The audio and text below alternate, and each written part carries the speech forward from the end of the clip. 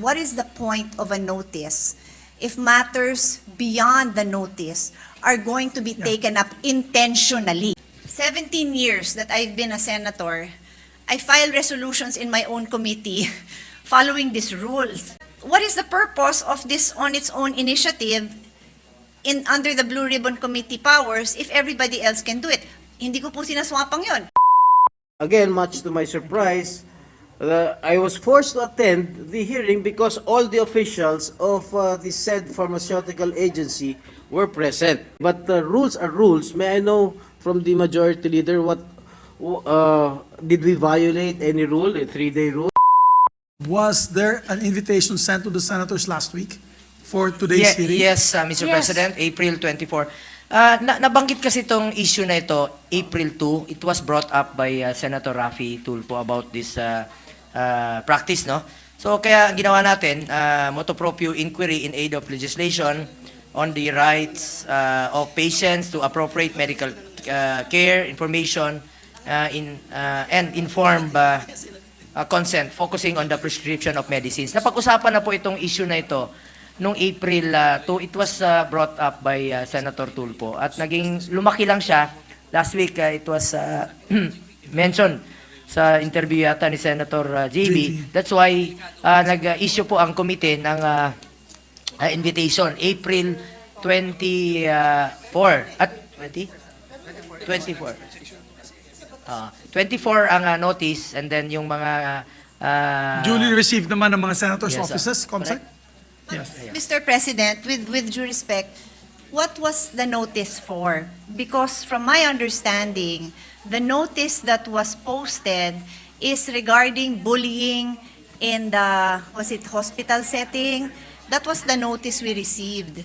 So it is very possible that a senator who is not inclined to attend a hearing on bullying would not attend, not knowing that there's going to be another topic taken up. I think that is the important point that we should be discussing, Mr. President. What is the point of a notice if matters beyond the notice are going to be taken up intentionally? Of Yes. course, kung nabanggit, and then the chairman, on the side is, pakituloy lang yung issue na yon. But to intentionally have a hearing on a subject matter that is not contained in the notice, and we have sometimes 6 hearings simultaneously going on, and we have other obligations, how would we know, Mr. President? How do we properly inform ourselves? Yes. Because that is the purpose of a notice, Mr. President. You're absolutely correct. But to just give the proper information to the body, I have a copy of the Notice of Inquiry Native Legislation of the Health Committee,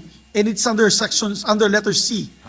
Under letter C of its notice, motu proprio inquiry native legislation on the rights of patients to appropriate medical care, etc., etc. So, it's one long paragraph. So, nabanggit naman doon sa kanyang notice. In other words, proper naman yung procedure So, ng pasok po committee. siya, Mr. President. Pasok po siya. Pasok siya sa rules natin. Yes. Salamat, Mr. President. Yeah, very clear. As far as I'm concerned, of course, I will not debate with my majority leader, but as a former majority leader myself, 3 times, I can see that the rules in this particular case were followed. I think, Mr. President, it's also important to note that if it is happened during the hearing without being part of the notice given to the members with the 3-day rule, Yes. that's a different story, Mr. President. Yes. So, again, the speeches delivered yesterday were not referred yet, but we can Refer them now? dispense and refer it, Mr. Absolutely. President. You can if make the motion, Your Honor. we can Majority leader. do it now if No, if Mr. if- President, I understand, no? Unfortunately, I agree. I note that the motu proprio, the rights of patients is in the agenda, but the privileged speech, the 2 privileged speeches were not referred. So how would a senator know that that specific topic, and as mentioned by one of the sponsors, the complete set of officers were there? How would the senator know that that whole agenda would be covered today? Kung nadaanan, okay lang. But that whole topic was there. And even the sponsor was shocked that they were complete. It's a good thing he had decided to attend because yung buong scope ng kanyang topic nando doon. And then last point I'd like to raise, Mr. President.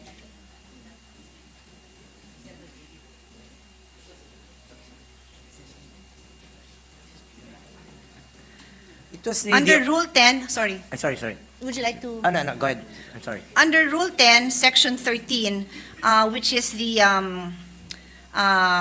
enumeration of the powers of the different committees, subsection 2 says, on accountability of public officers and investigations. It says here, investigation of any matter of public interest on its own initiative or brought to its attention by any member of the Senate. So it is only the Blue Ribbon Committee, Mr. President, that has that phrase under its own initiatives. And for the 17 years that I've been a senator, I file resolutions in my own committee following these rules because my understanding is it's only the Blue Ribbon Committee on its own initiative. Of course, in a time of emergency, we are on break. Of course, we will not stop the Committee on Energy to have a hearing. Of course not. But what is the purpose of this on its own initiative under the Blue Ribbon Committee powers if everybody else can do it? Hindi ko po sinaswapang yun. E di palitan natin, let's amend. What is our intention? Because we just have to be clear about our rules. We are a institution governed by rules so that we can do our job properly. So I humbly submit that we submit these queries to the Committee on Rules Yes. so that they can discuss it with our legal, our luminaries, our experienced Yes. heads, and then properly guide us, Mr. President. Thank you. But just for the record, we amended the rules of procedure governing inquiries of native legislation, Your Honor. And under Section 2, initiation of inquiry, it's very clear. It used to be, I recall, it used to be the Blue Ribbon Committee motu proprio. Actually, immediately, even not following the 3-day rule, pwede yun. Diba? Parang immediate yung investigation on its own. However, we amended and strengthened the rules of procedure and added the Section 2. So, if you wish, we can have the Committee on Rules come out with the legal and the correct and final decision on this particular issue. Mr. President, yesterday, Senator Tulfo and myself delivered a privileged speech regarding the multi-level marketing scheme of a certain pharmaceutical agency named Belkens. And the majority leader has not referred it yet to any appropriate committee. And I heard that Senator J.V. Ejercito had a similar resolution that was filed and was not yet referred to the appropriate committee. And much to my surprise, Mr. President, the committee chaired by Senator Bong Go heard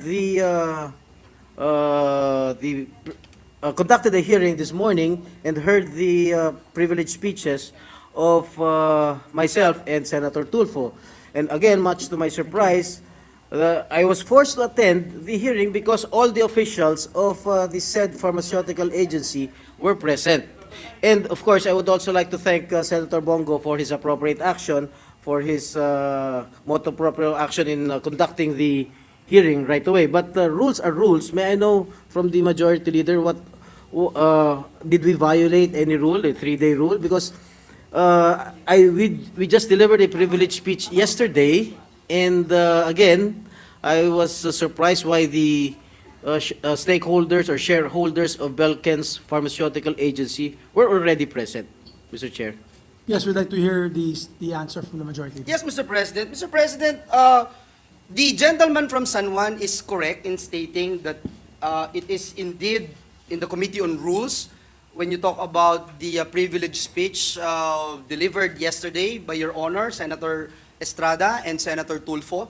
And in today's hearing, Mr. President, and I have with me the agenda for the hearing for today, conducted by the Committee on Health and Demography, I was informed that the basis of the hearing is letter C, motu proprio inquiry in aid of legislation on the rights of patients to appropriate medical care, information, and informed consent, focusing on the prescription of medicines, with the end view of assessing whether existing laws and regulations adequately protect the rights of patients to be prescribed with the appropriate and correct amount of medicines as treatment, and to determine